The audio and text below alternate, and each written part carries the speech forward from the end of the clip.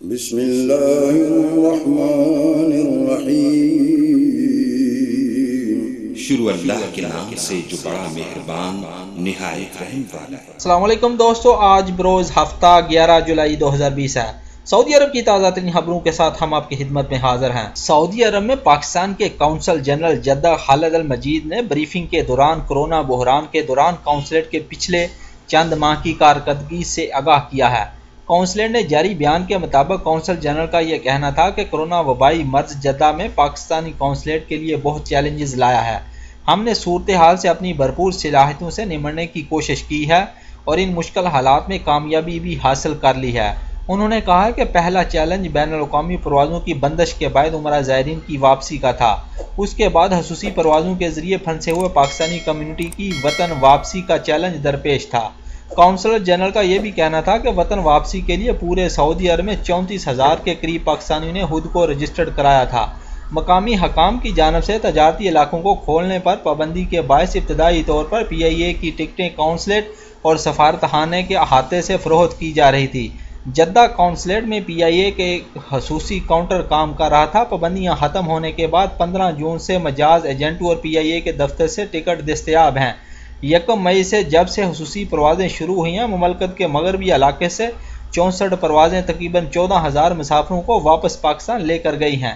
اب جب سے سعودی عرب میں کرفیو اور پابندیوں میں نرمی آ گئی ہے اور معمول کی زندگی شروع ہو گئی ہے، وطن واپسی کا دباؤ بھی کم ہو گیا ہے۔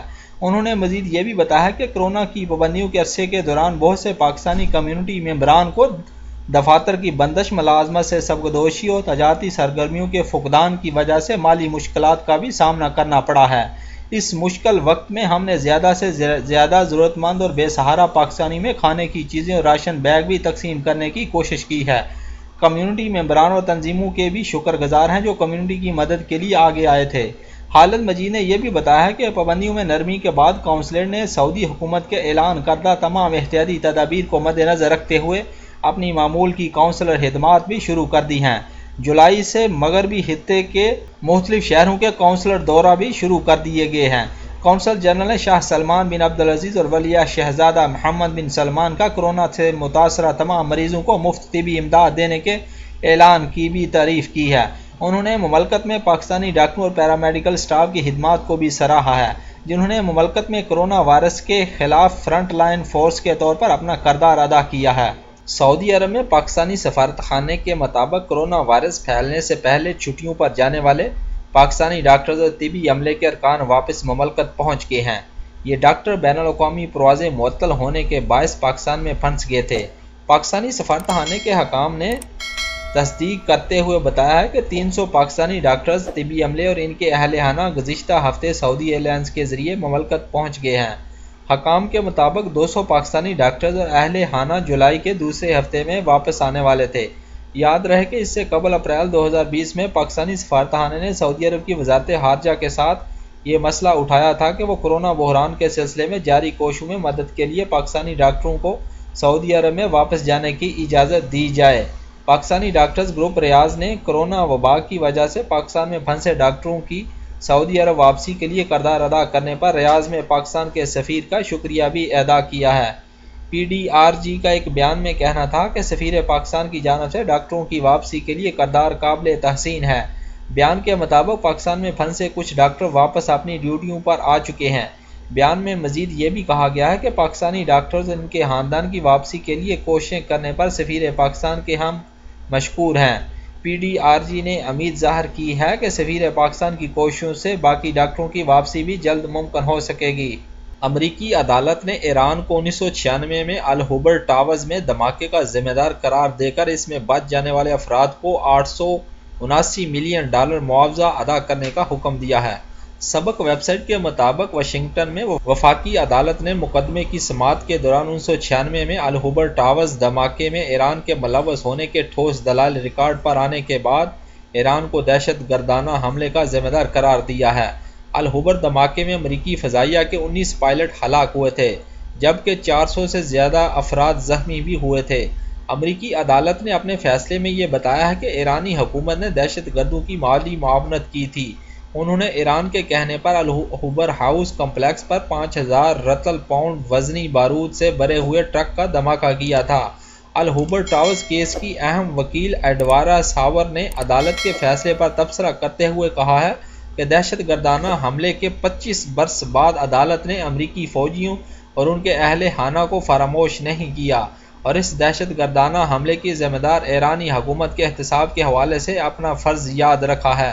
امریکی فضائیہ کے 14 زخمی اور ان کے قریب ترین 21 رشتہ داروں نے ایرانی پاسداران انقلاب، ایرانی خفیہ ادارے اور ایرانی سیکیورٹی کے خلاف دعویٰ دائر کیا تھا۔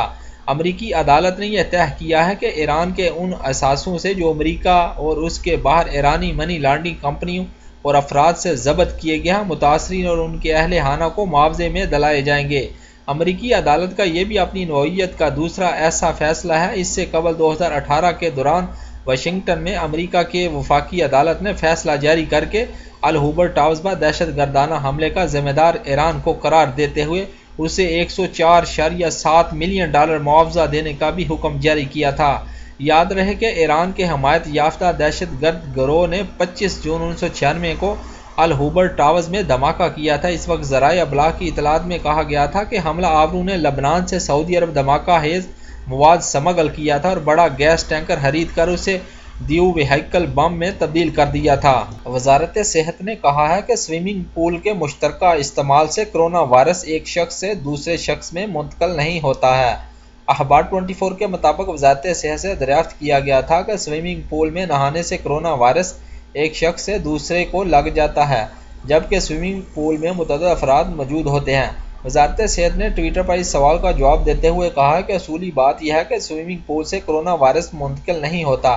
ابھی تک اس کے برخلاف کوئی بات معتبر میڈیکل جائزے کے ذریعے سامنے نہیں آئی ہے۔ بیان میں یہ بھی کہا گیا ہے کہ جہاں تک کورونا سے متاثرہ افراد کی چھینک یا کھانسی کی پھوار سے وائرس کی منتقلی کا معاملہ ہے تو یہ مصدقہ امر ہے۔ اس طرح وائرس سے آلودہ سطح کو چھو کر آنکھ یا ناک یا منہ چھونے سے وائرس منتقل ہو جاتا ہے۔ واضح رہے کہ کرونا وائرس سے بچاؤ کے لیے عائد پابندیاں ختم ہونے کے بعد گرمی سے نجات کے لیے بیشتر افراد سوئمنگ پولز کا رخ کر رہے ہیں، لیکن ماہرین کا یہ کہنا ہے کہ سوئمنگ کے دوران بھی احتیاطی تدابیر پر لازمی عمل کرنا چاہیے۔ دوستو میری ویڈیو اگر اچھی لگے تو اپنی رائے کا ضرور اظہار کیجیے گا اور میرا چینل گلف اردو نیوز ضرور سبسکرائب کیجیے گا اور بیل کا بٹن ضرور دبائیے گا۔ شکریہ۔ السلام علیکم ورحمۃ اللہ وبرکاتہ۔ فی امان اللہ۔